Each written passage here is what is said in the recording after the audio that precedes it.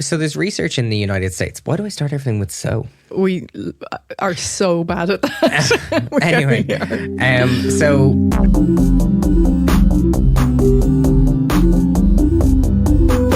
welcome to In Bits, the podcast that deconstructs our digital lives. I'm Nicola. And I'm Liam.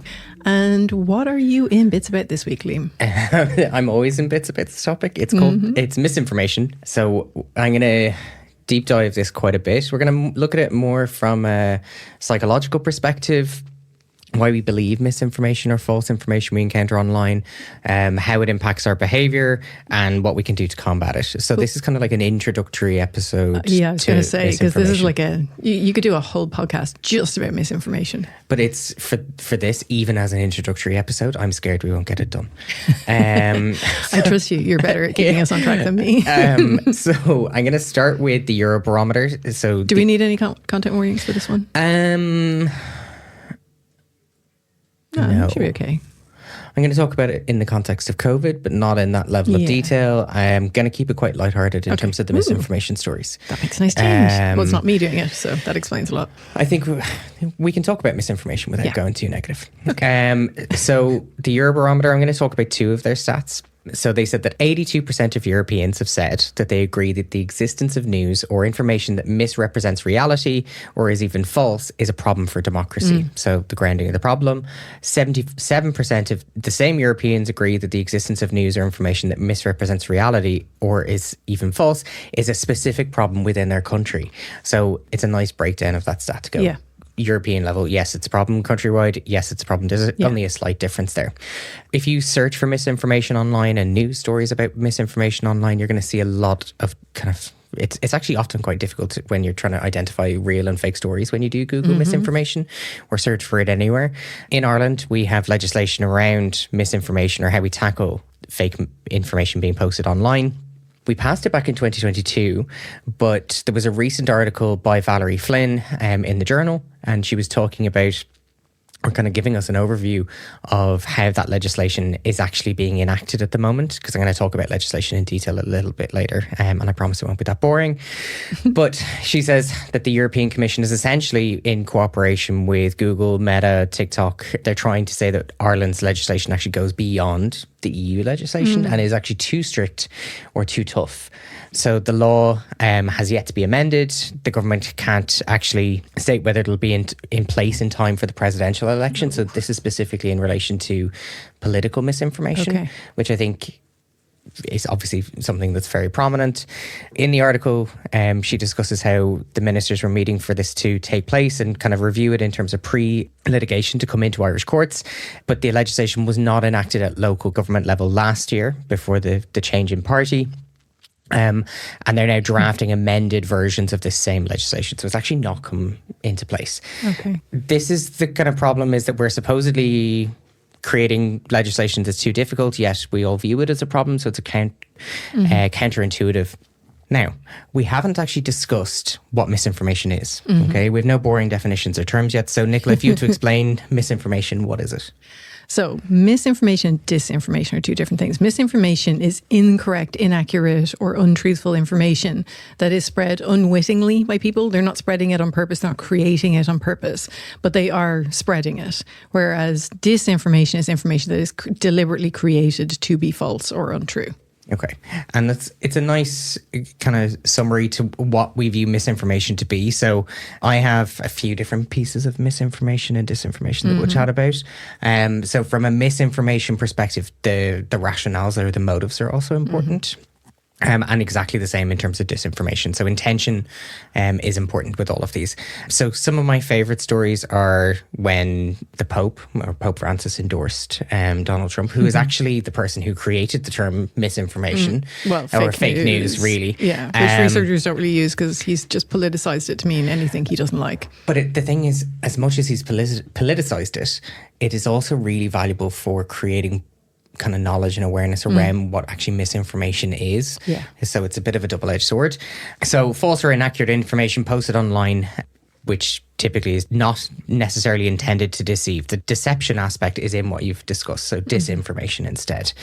These false or misleading news stories, so like the one about the Pope, Or my favorite one is the Balenciaga Pope in his lovely Balenciaga puffer coat. That's the best. Okay. That's the best Pope misinformation ever. Disinformation ever. But that used Gen AI as well, didn't it? Yeah. Which is a whole That's other episode. So the aim of these is to, exactly the same as when we discussed persuasion, is to change our view, change our attitude, promote a political figure, simply misinform, or sometimes just to entertain us. Okay, it's not always necessarily negative. The problem is that these are normally websites that are similar to other news websites or stories, online social media posts that we see that have a sense of credibility. So we touched on credibility before. So if we look at why misinformation is created, okay, disinformation, so often also categorized as propaganda, is when we create fake or false or misleading stories to promote an idea, advance an objective, create some form of conspiracy, or discredit someone else. Or sometimes just to spread division and like strife between groups, I think, as well. So there's a few different areas of disinformation that touch on this. So exploitative disinformation is the creation or distribution for monetary purposes, typically. So something like clickbait. Not always necessarily a negative thing. Sometimes it's just purely for entertainment, and it's quite obvious that that transaction is taking place. Inadvertent disinformation. So this is described as like citizen journalism, where we start to post or create content through our own social media platforms and pretend like we are a journalist with credentials. So that happens quite a bit, and we'll talk about some of those stories. Yeah, because some of that is also useful in countries where there isn't necessarily a free press, and you get citizen journalists who are actually reporting on good stuff, but some of it's not. Yeah, no.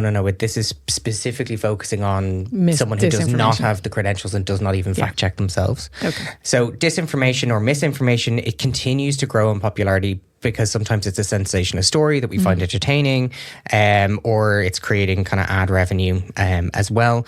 Essentially, we're creatures of habit. We can't help ourselves. We want to know more all of the time. And even if it's salacious or even partially true, we will still kind of potentially share it. Well, we like stuff that's really interesting. And oftentimes the truth is more nuanced and not black and white, and it's got grey areas, and that's less immediately interesting sometimes. I mean, it's interesting to someone like me. I think maybe people who engage in more system 2 thinking, that kind of like trying to get deeper into an argument and understand really what's going on.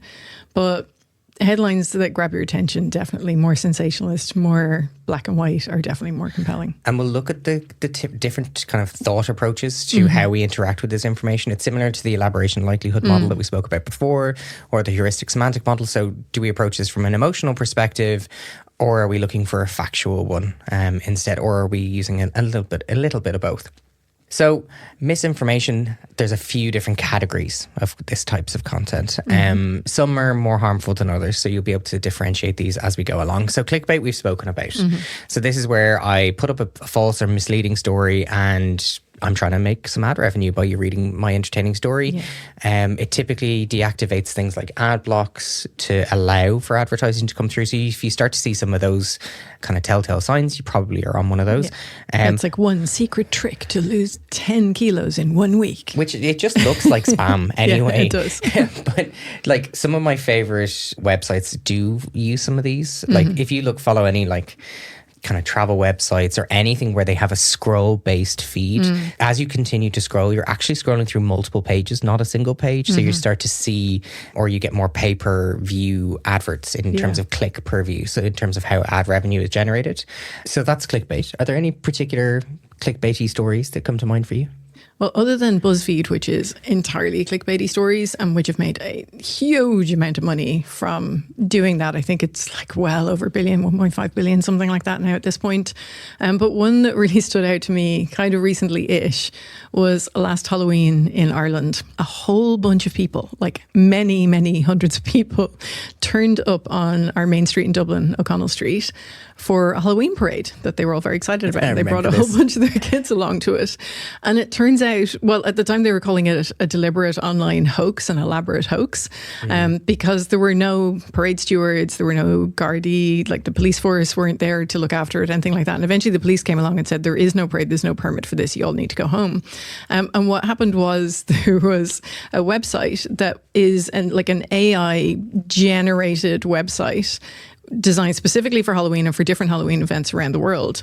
And they had accidentally put up this message, accidentally or on purpose, who knows, put up this message about like a whole page about this parade that was going to happen in Ireland for Halloween. But I remember this because it was like as many people that go to like St. Patrick's Day were all... Like it was hundreds of people. It was a lot of people showed up for it. So they were all duped by this. That website was set up to generate ad revenue. So there's an interview in Wired with the SEO agency owner of the website. And he said he's very depressed after this happened. And it's all been taken wrong. It's not a hoax at all. It was set up to generate ad revenue and to get attention and make money.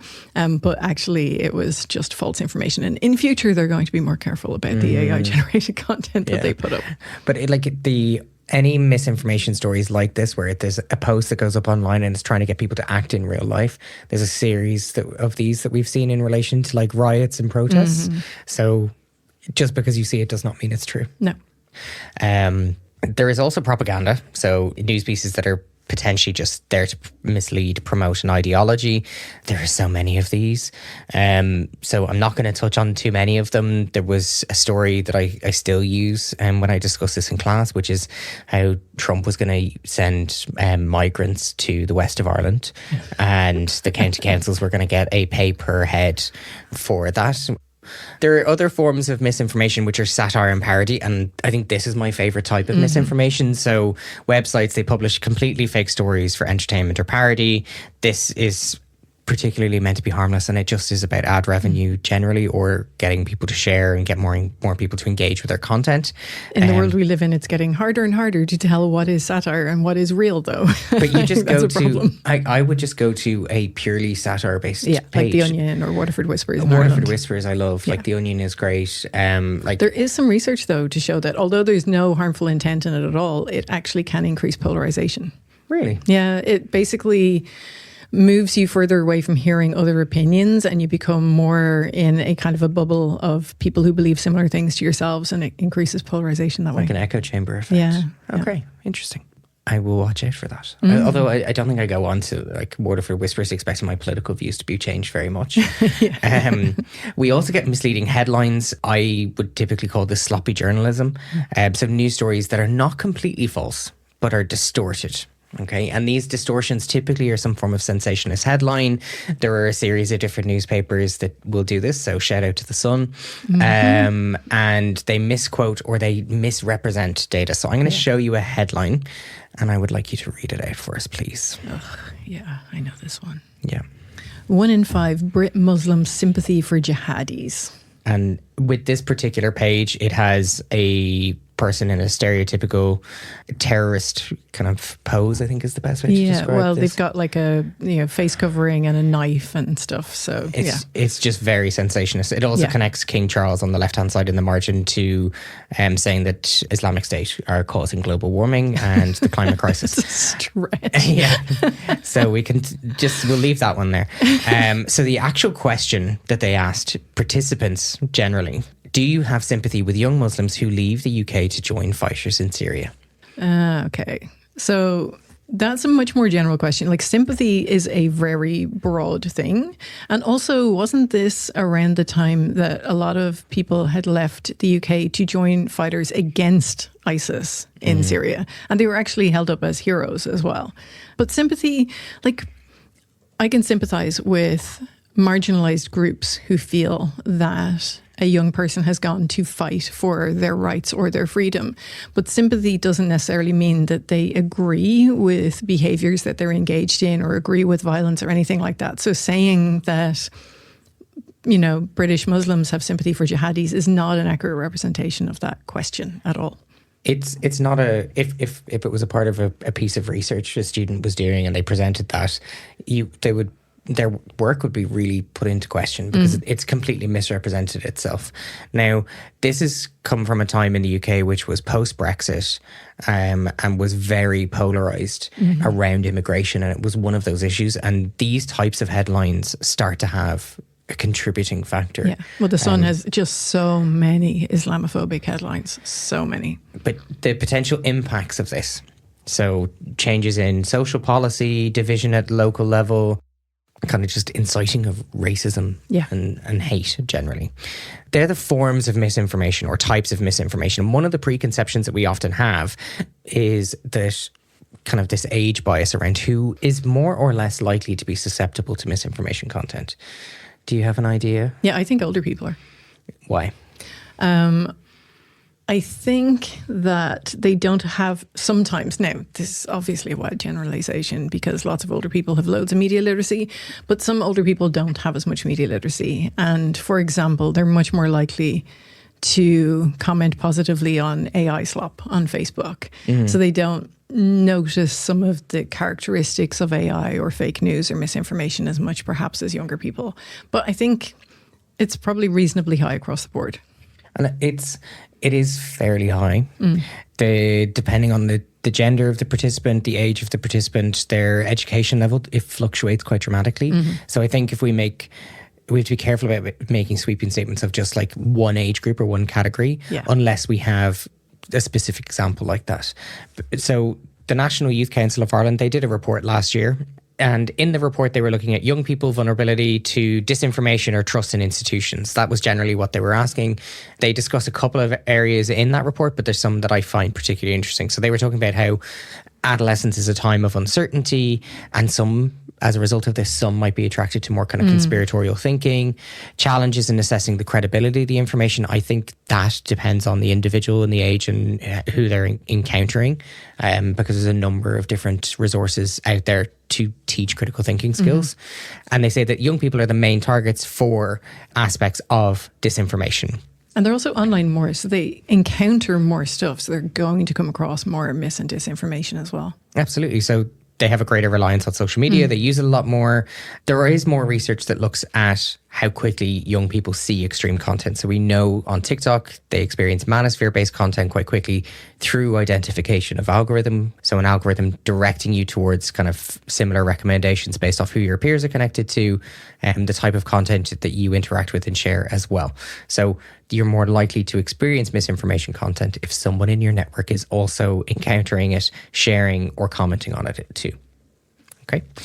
Now, there is a psychological factor, or several psychological factors, I was about to say one single factor, that influence whether we're susceptible for misinformation or not. So this is the relationship between us and that content, and it's so expansive. It looks at like cognitive psychology, social psych, and cyber psychology kind of based topics. So we're going to touch on a couple, okay? And I'm going to attempt to do this.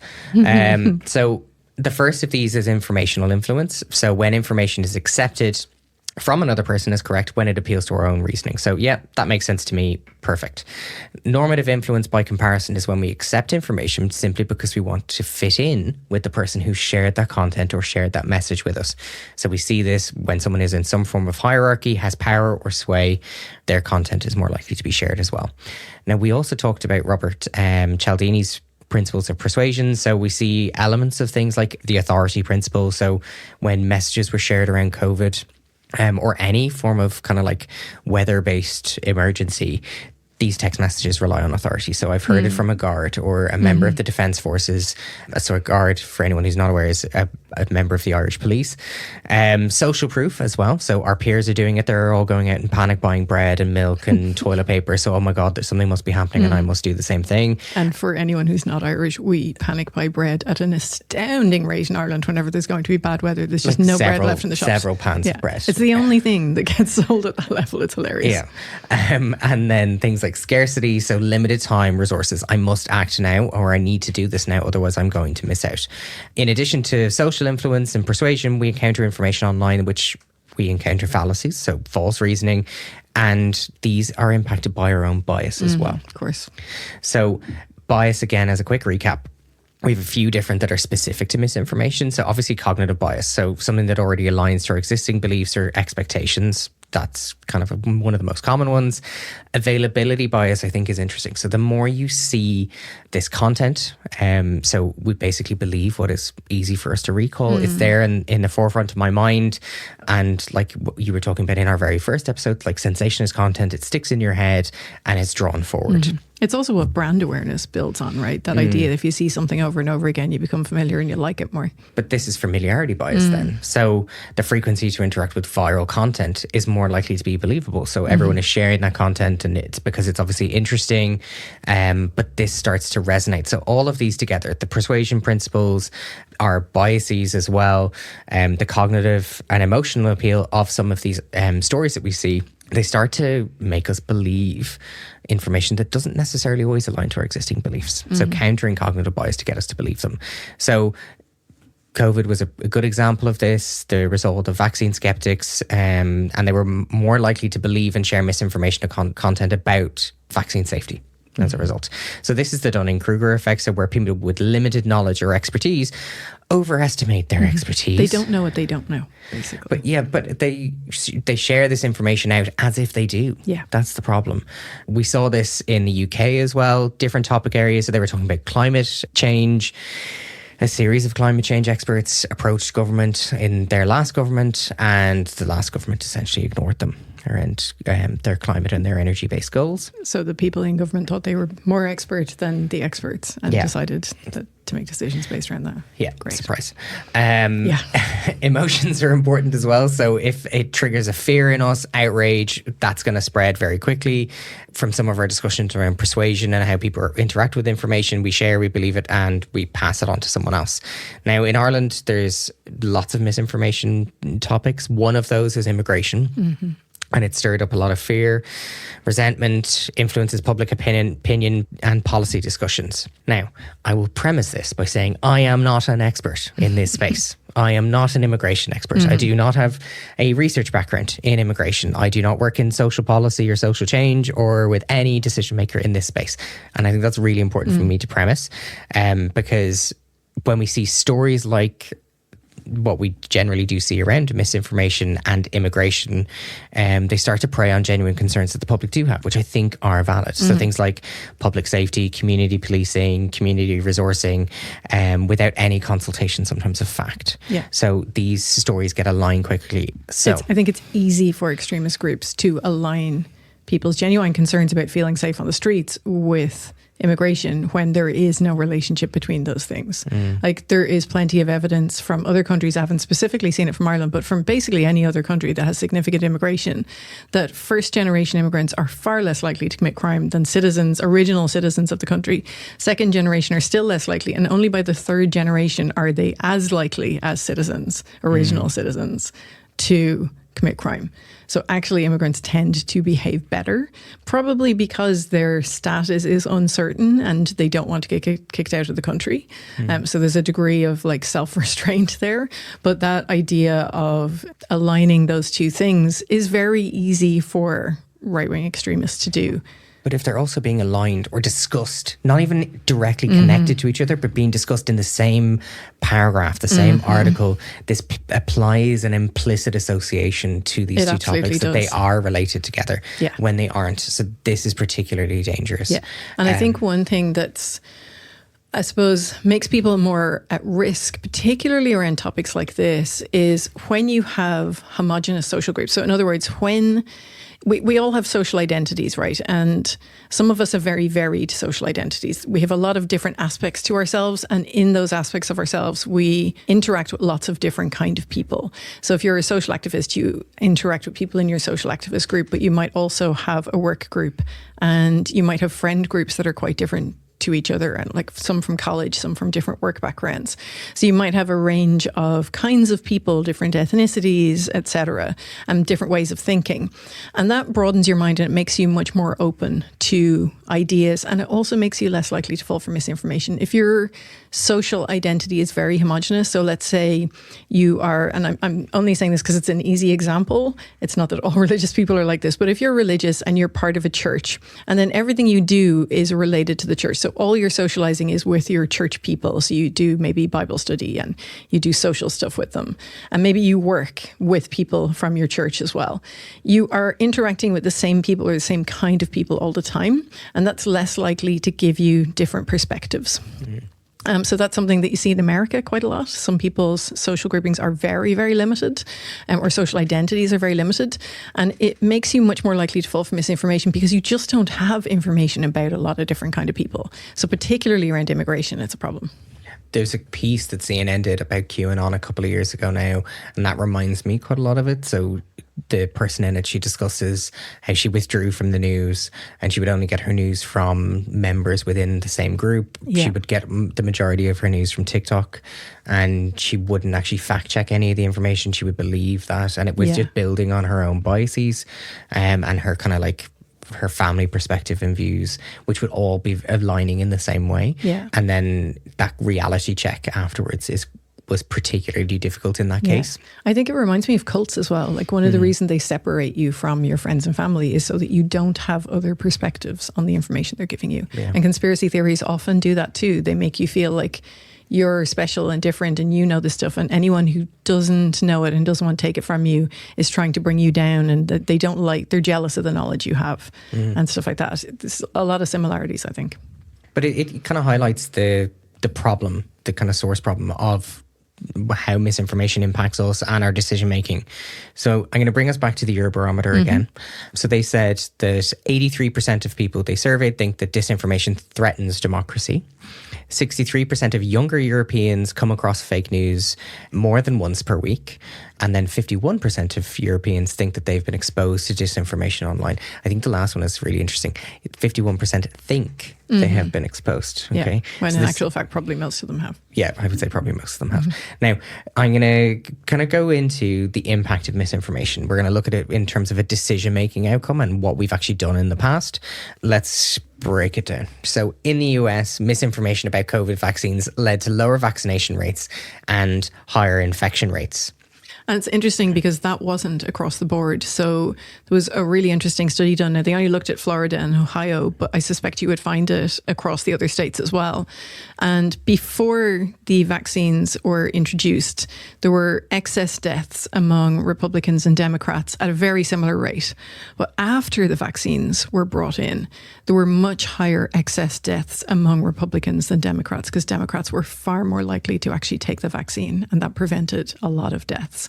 So you can see very, very serious consequences of believing misinformation about vaccines. I think that's really interesting to see after vaccines were introduced, and it's like a pre and post study. Yeah, it's a perfect experimental condition, unfortunately. Now, this isn't just vaccine related. So they also in the US had misinformation around the election. Basically, it undermined trust in the democratic process overall and led to where we are today, the riots as well. In the UK, we've spoken about their environmental misinformation, but there's health and medical information has actually influenced people's healthy eating behaviours and how they engage with practitioners too. And it's led to more harmful choices and impacts on the NHS. In Ireland, misinformation we've spoken about in terms of migration and how it's impacted social interactions and public sentiment generally. So it's important for us to assess how we interact with misinformation content, assuming we are able to detect that it's misinformation content.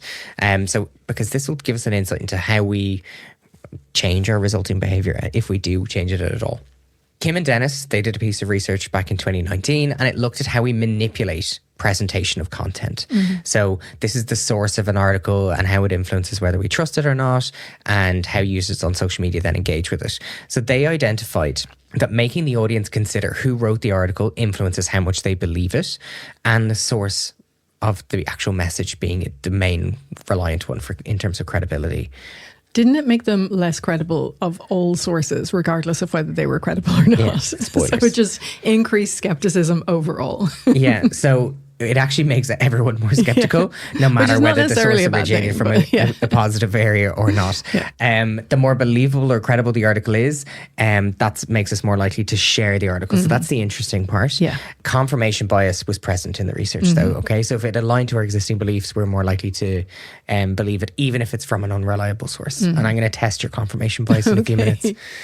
There's research from the United States that looked at 14 studies. So it was a analysis, and they were looking at incorrect information or fake news and how it was developing a sense of anxiety in different populations in different age ranges. So that's a study by Rocha 2021. I quite like this one.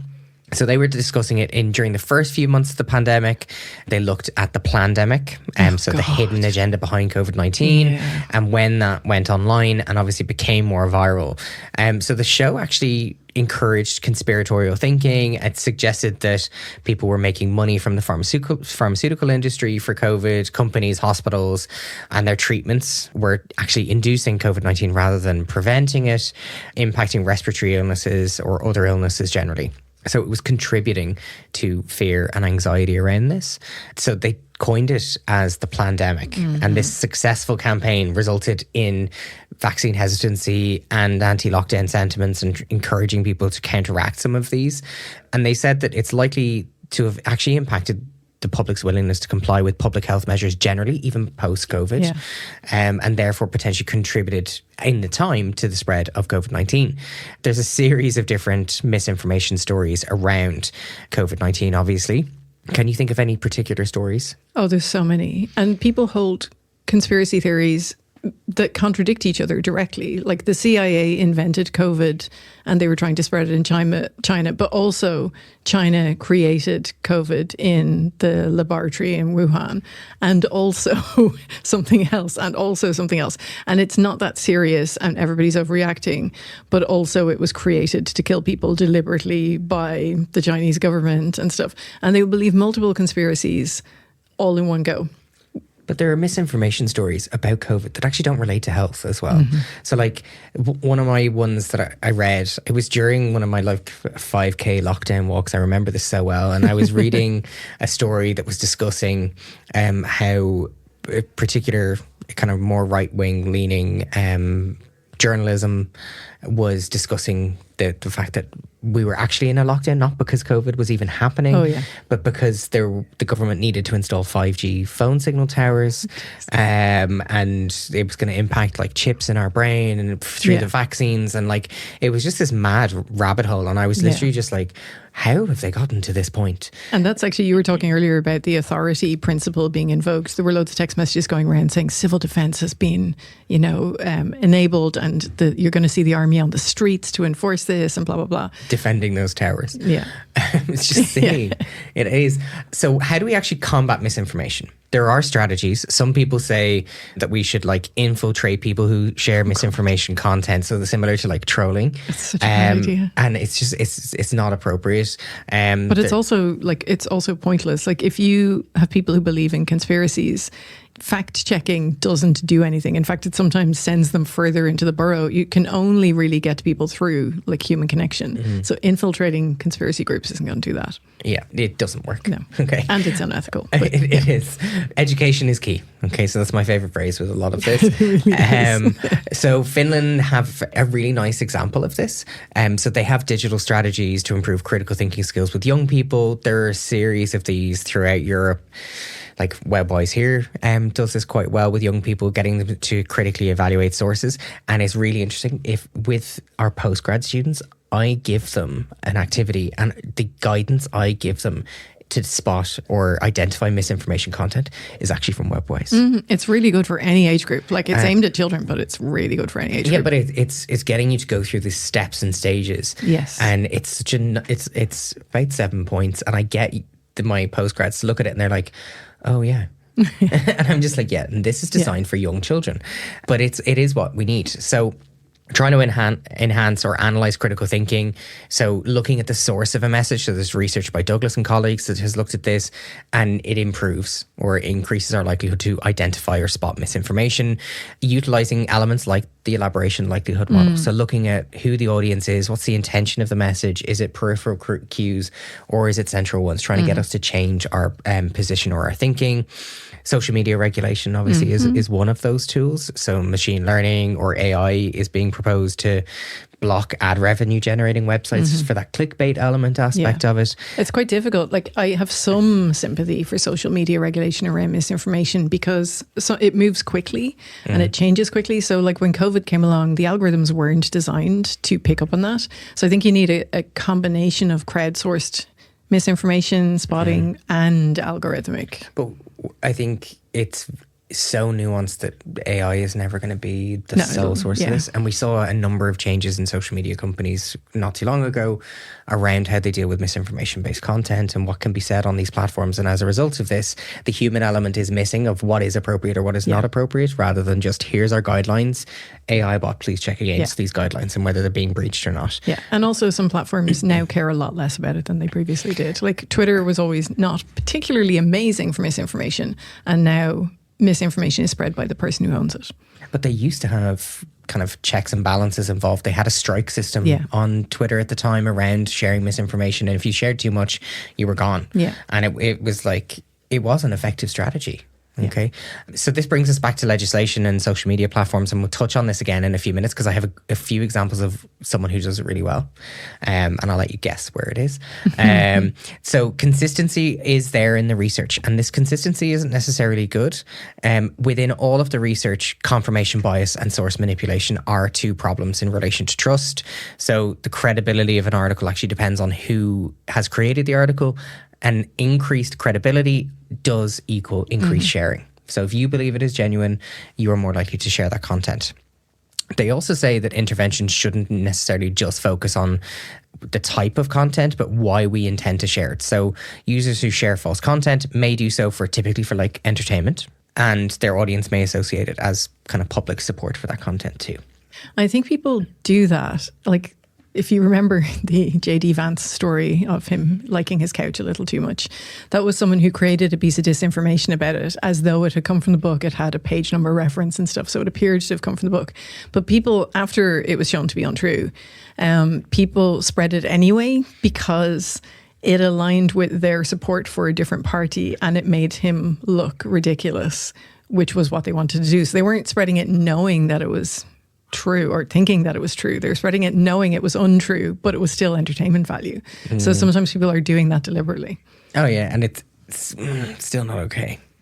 Even though the source of the content is, politically contentious, still not okay. Media consumers are typically overconfident in their ability to identify misinformation or deepfake content. That's everyone. It's not just media consumers. Increased knowledge may be effective for us to identify mis or disinformation, but it's less effective for some of the deepfake based research. I'm going to touch on deepfakes and misinformation in a whole other space because that's a whole episode. There's too much. Yeah. So we can use fact checking or debunking. So we spoke about in Persuasion about around factcheck.org. So being able to check some of these false or misleading stories. Community engagement is particularly important here. So in Ireland, community plays a vital role in how we spread misinformation content. So this can range from like school car park, coffee shop, WhatsApp group. Someone raises a topic from their own knowledge and you believe it has a misinformation aspect to it. You should be trying to counter that information that's there. Because we're very community based.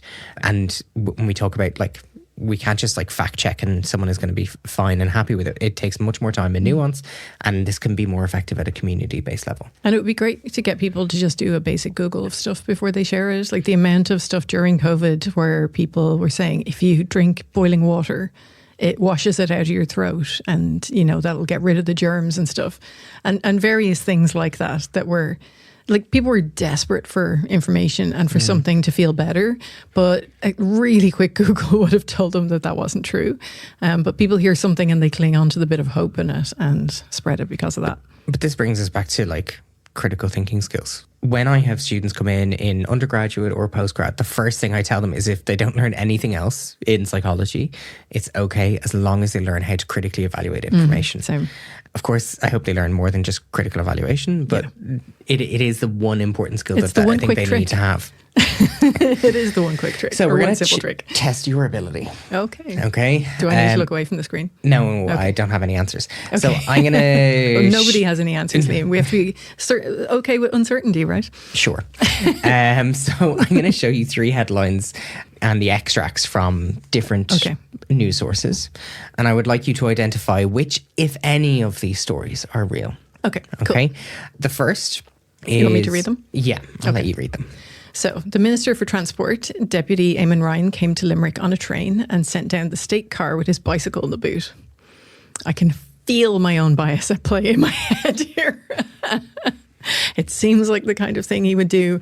But then I'm looking, so Liam's showing me an image of irishcycle.com, which is a reader-funded independent journalism covering cycling in Ireland, which I immediately do not believe. So Limerick is apparently a city with no bicycles that a minister for transport could borrow, is the headline on it. I'm thinking this is false. Okay, we'll see. The second article is from the Mirror, the Irish Mirror, which immediately makes me distrust it. The headline is, "This Irish 10-year-old spent his communion money on something very different. Not too many used their communion money to buy this." When his communion day finally arrived, Evan wasted no time and splashed out the money on a belted Galloway heifer. I bet this is true. This is Ireland. Okay. Why do you He's think a this little is farmer's true? kid. Look at him. He's so cute. Why do you think this is true? Well, it doesn't forward any agenda. This is just a cute story. Okay. So that's why I think it's not true. Okay. Or it is true. Last one. So this is from Irish Central, which is an Irish news website, which is not the best. And the headline is, "Irish court will now hear cases at the local pub in East Clare. An Irish court will hear cases at a local bar in Clare for the foreseeable future after the hotel they were, I guess, temporarily using, blah, blah, blah, blah, blah." And I've deliberately not given you all of the information with each of these, obviously. Of course, yes, so, because you're making it difficult for me. What's the verdict on Irish that Central? One? It's Ireland. That could be entirely true. It's quite plausible. So I'm going to say that one's true. You're going to Even say, though it's Irish Central and I don't believe them, but I think it might be true because of its Irishness. Because of its pure Irishness. Okay. Yeah. And again, it doesn't really forward any particular agenda. If it was something about immigration from Irish Central, I would not believe it. Yeah. Now, okay. There's a few reasons why you may have been accurate or inaccurate. Okay. Okay. So one of these pieces I made using Gen AI. Oh. Which it's very interesting. It's not very hard to get around Gen AI's rules. You're not allowed to create, with lots of these platforms, they want you to create misinformation content or stories, especially if they feature specific people in them, unless you tell them it's for an educational activity. Okay. You're just telling everybody how to create disinformation, Liam. Yeah, that's fine. Maybe we need to cut that bit. Well, yeah. Yeah. So the first piece, the irishcycle.com piece, if I used a different source, I think you would have been more likely to believe it. Yeah, if it had been a reputable, like the Irish Times, or even though I don't believe everything the Irish Times writes either, but if it was something like that, or the Examiner, I'd be more likely to believe it. So this is fake. This was created. Okay. But now, it plays into my bias because I'm not a massive fan of him. So that's why I believe he would do it. And it's also, I picked it because it was kind of like quite outrageous that an environmental minister of the time and the head of our environmental party would send a state car down with a bike instead of him actually just finding a bike. But didn't he vote for fracking? So really, I'd believe anything. Yeah. The second story about the Irish Mirror, that was true. Yeah. Okay. See, that's just a cute kid spending his money on a cow. It's pretty cute. But if you weren't Irish and you didn't have the social context of this, and you would be less likely to believe it. Yeah. Okay. And the same for the Irish Central. So this one is also true. Yeah. So I figured it was. But really importantly, in the article, they go into detail about how they would only serve alcohol before and after the court was in session. So they wouldn't do it during, which was quite respectful. But they would do before. They would do before. So there's a few different things in play here. So there's your own biases. There's this cultural information that you have around the cow and the pub. Yeah. But you also had something else at the beginning. Skepticism, because we're literally doing a task where you're like, tell me which piece of misinformation you can spot here. Yeah. So I've given you what is called, in the literature, is called an accuracy prompt. Yes. Okay. So there are accuracy prompts are really interesting. We're going to talk about them in a little bit of detail, because an accuracy prompt is where I will give you a premise that something is about to happen and it kind of sets you on alert. Okay, that's the simplest way to describe it. Now, I currently have a student doing a piece of research on this, and we're looking at the effectiveness of accuracy prompts and your propensity to share content. That research isn't completed yet, so spoilers, not going to talk about it any more than that. Yeah. And we look at the main reasons why we might share content. Okay. Now, misinformation and disinformation, we can fight them via either pre-bunking, so before the perception of the information. So this is the fake news literacy we've been talking about. Debunking, so after the moment of perception of the information, so fact-checking, or we can provide in the moment or before moment kind of nudges. So that's the accuracy prompt. So me going, I'm going to show you these 3 pieces and I'm not going to tell you if any or all of them are fake. Okay. And instantly, rather than me going, can you read these 3 pieces for me? And you may be more likely or more susceptible as a result. You were 10 out of 10 in terms of your responses. Okay. I like winning. If you weren't, I'd be concerned. I know, me too. So we can also look at this at the before or when point when information is going to be shared. So an accuracy prompt that only focuses our attention to accuracy. Okay. So that's an accuracy prompt. We can slow down that process. So when we're going to share responses, so we ask people if they've read an article before sharing it. And most people just say that they have, even though they haven't. It usually actually makes me read it. Does it? Yep. Well, you should have read it before you shared it. Well, it might be something, sometimes it's something I've read before and I'll share it again. But sometimes it's something that I know I agree with and I know I should read it. And then the prompt will make me go, actually, I should read it just in case there's something stupid in here. Okay, cognitive bias is confirmation. It'll be like, it'll be from an author that I know or something like that. It won't be something random.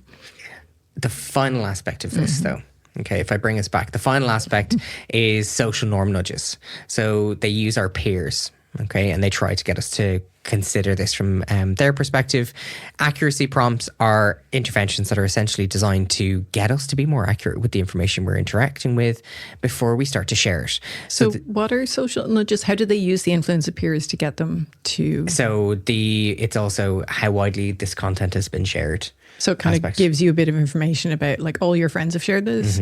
Would that not make you more likely to share it? I think it's problematic, but if WhatsApp introduced this feature that says that a piece of content has been forwarded many times, so that's similar in its prompt or its nudge. Okay. So there's research that's coming out of MIT at the moment, and they're looking at the accuracy of these prompts and their moment of perception interventions. So it's shown that simple prompts can reduce sharing of false information. So, for example, asking us to rate the accuracy of a headline, so what we've just done, before sharing it can make people a little bit more discerning. So I would assume that you're more likely to share the kid and his communion money cow and not Eamon Ryan and his bicycle, purely because it's kind of like cute, even though if you know it's misinformation content. Okay. Now, these prompts are being tested by tech companies to help kind of pause, reflect, and look at the accuracy of the content we come into contact with, and they should aid us to share some of this less. So it's Epstein and colleagues out of MIT, and they compared relative effectiveness of several ways to kind of induce people to think about accuracy, and this is all prior to engaging with a task, prior to sharing. So they asked participants to judge the accuracy of non-COVID related headlines. So we're moving away from COVID, thankfully. And they provided minimal digital literacy tips, asked participants how important it was for them to share content that was accurate. And this then increased discernment by about 50%. Okay, so straight away, how important it is to you that you only share accurate content, and 50%. It just automatically makes you think about it a bit more. It makes people more discerning straight away. They also asked participants to judge the accuracy of a series of 4 non-COVID-19 related headlines and provided corrective feedback on their responses. So it told them what was correct, and it increased discernment by 100%. Wow. Okay, love that. So getting people to only share or decrease sharing false headlines, not the true ones. Well, that's good, because you don't want people to stop sharing the true stuff and just get super cautious about everything. But it's helping people to identify true and false, and then only share the true content. Now, conversely, informing participants that other people thought it was important to only share accurate news, so providing a descriptive norm or more information, was ineffective on its own. But it actually may have increased the effectiveness that other approaches would have when implemented together.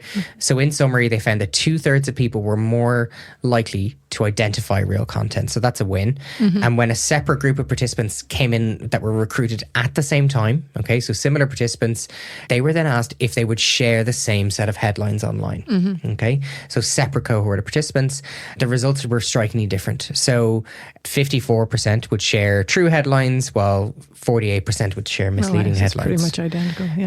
The veracity of the type of article didn't actually impact it, but just simply slowing people down and making accuracy salient or important to them in that moment really, really helped. Brilliant. So stop, think, look left, look right before you cross the road. Exactly the same way in terms of misinformation content. So this is somewhere where social media companies could implement this at scale to make a big difference if they wanted to. It would be pretty straightforward to do this. It would be. However, the legislation on this isn't great. Okay. There are legislative measures in place. We have the Online Safety Media Regulations Act. There's the European Digital Services Act. These are supposed to prevent us from sharing disinformation. They have a code of practice and a framework, and everything is lovely and in place. However, like we said at the top of the episode, it's actually not being really implemented, and it's certainly getting more pushback from national, international levels and from companies themselves. So Germany has legislation for fake news. So the Netzwerkdurchsetzungsgesetz. So try and say that quick. I'll try and say that slowly. So we're going to call them NetzDG. They proposed a law back in June 2017. It came into effect in October 2017. So look at that for turnaround time. And they said that sites that do not remove content could face fines up to 50 million euro if they don't remove that content within 24 hours after being told that it was there. Okay. Straight away. And that fine is on the and has platform. That been, has it worked? Have they been fining people? It has been implemented. So now I have stats. I love this. So in 2022, Facebook received a eighth of a million, let's describe it, so 125,000 complaints related to those regulations, and it removed just over 17,000 pieces of content, so about 14%, which increased from 2022. X had similar increases from 2020 to 2022. In the first 6 months of 2023, they received 1.1 million complaints related specifically to that legislation. That's a few more than Facebook. That's a lot more. Now, they took action on 24% of these, which was an increase of 11%, but they didn't really do anything beyond that. TikTok in the first half of 2023, they had 202,000 complaints, 16% of those were removed. They also, in the same period, reported that they took action on different complaints that resulted in 6% of those cases getting fines. Okay. Now, Google reported 193,000 complaints under that legislation in the first half of 2023, and that was because of YouTube. Now look at what stands out. Which particular platform stands out to you? Well, X, obviously, But it more than makes up for every single other platform. Yeah. Yeah. It's quite outstanding. It's a lot. It is a lot. And it's not surprising. But it should be a little bit concerning or surprising. Oh, no, it's concerning. It's not surprising. Those are two very different things. And I'd say it's much worse now than it was in 2022, because that was before Elon took over. But they've introduced steps and procedures to counter misinformation content, but it obviously was a much wider problem. Yeah. The Law Reform Commission has legislation here. So it's under the report on harmful communications and digital safety. They have called for more regulation of fake content and misleading content. So the intent-based offences in the report should carry on summary of conviction, a maximum penalty of a Class A fine, which is a fine not exceeding €5,000, up to 12 months imprisonment, and on conviction, an unlimited fine or 7 years imprisonment. Okay, so it goes from soft to quite extreme. There's a fine of 5,000. I was thinking that's not really anything to Facebook or Twitter. No, but this is on the individual. This is on the individual. person. Yeah. So if you inadvertently share fake content, so misinformation does get shared by people unwittingly, they don't realize, they could get fined. Now, I'm not sure how I feel about that. Yeah. So this legislation is not helpful in that space. Helpful, and it's also not workable. Yeah. So what actually has to happen is you need to do the moment of perception kind of identification, rather than trying to find people for sharing that content. And you got to work with platforms and make platforms do better, because they definitely can do better. But there is research that supports this about regulation, removing content, but it's becoming much more difficult to actually identify. So this concept of distorted news.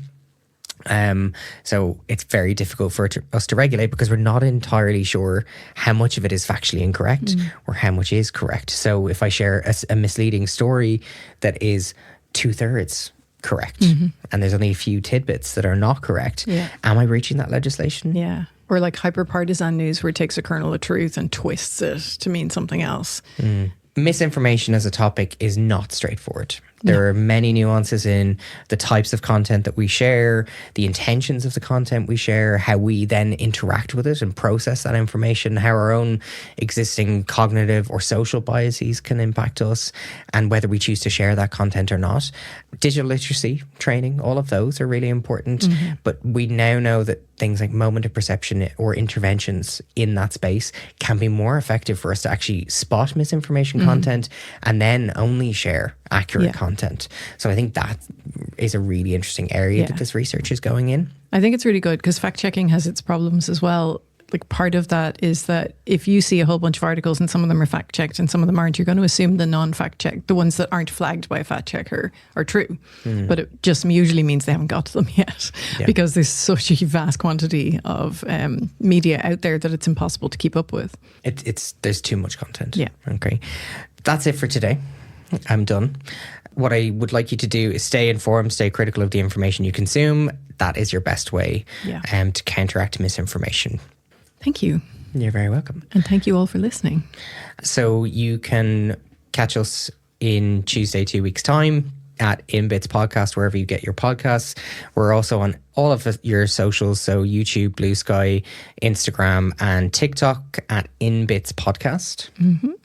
This episode has been edited and produced by Owen Hurley, who is also responsible for our lovely theme tune. Thank you very much for listening. See you in 2 weeks.